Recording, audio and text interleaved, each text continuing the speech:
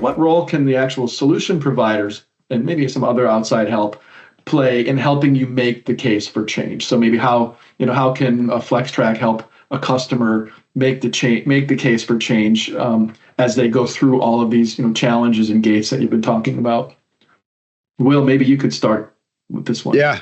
So if we think about from the solution provider side, I think one of the things where we can be impactful to help our customers and help the leaders within the organizations is that we need to start. And I know we talk a lot about we're consultative in our approaches, right? And that's typically what you hear from most solution providers, but a lot of times we're consultative in the way that we know how to do it, right? So we're gonna consult and we're gonna tell you this is how you should do it, and that's the best way possible. But I think where we as solution providers can continue to grow and continue to help our customer base is that we need to be more ingrained into the customer, into the experience within the category, right, within the industry, and we need to really start to learn kind of best practices that are outside of what our org is, so we can consult and help find those solutions for our providers, as well as try to influence where we're heading in as an industry, as an organization, and help kind of build out the roadmap. So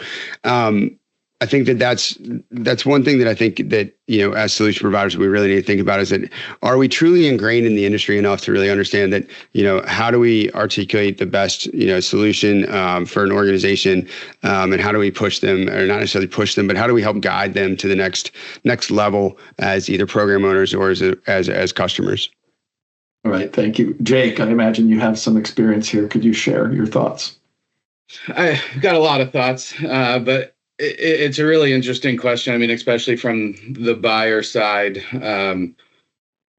Jake, when you're going out to market, even for like a new VMS as example, a lot of it is like, dating, getting married, right? So that kind of flexibility, looking for the partnership, and all the things going along with it, are huge, right? And I'll say a lot of patience and flexibility, from the solution providers as well. I mean, I know our process was far from best practices, far from efficient, from a timing perspective, but each program that I've talked to, even when we're running references and things, everybody's different. Everybody has different needs, is getting different objectives. The program in and of itself can sit in different functional areas. So, being able to be flexible and really understanding the needs, listening to the needs, being a part of, just as, again, you're a key stakeholder who you're selling to, help them be successful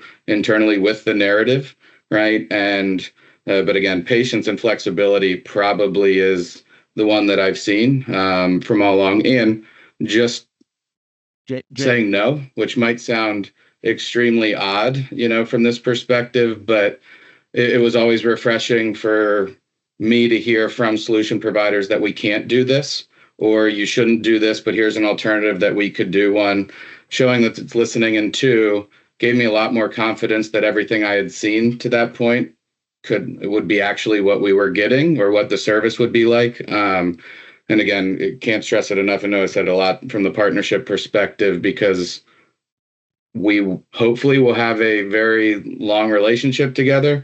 And if you're kind of seeing cracks in that partnership during the sales cycle, most likely it's going to be the same from support or implementation support, hypercare, or for the duration, of the contract. Didn't ever want to just be seen as a commodity, right? Or just we'll talk every 2-3 years when the contract runs out. So also, as Will kind of mentioned it earlier, and just talking about change, road mapping what it can look like long term, right? What are the things that they were looking at to implement later down the road? What we see as the minimal viable product for implementation, what the next round of cycles could look like. A lot of things like that. So I think one of the things you mentioned was really important. You didn't use this word, but it's trust. And so if a solution provider is saying, well, we can't do that, can we try something else? They're actually solutioning with you. Then maybe it instills a little bit of trust as you go through the process and as you move forward. Is that correct? Yeah, I think so. And on the buyer side, we also recognize that trust is a two-way street, right? The updates that I was giving my solution providers, and try to be as transparent and blunt as possible, right? Because I think it helps, in the long term.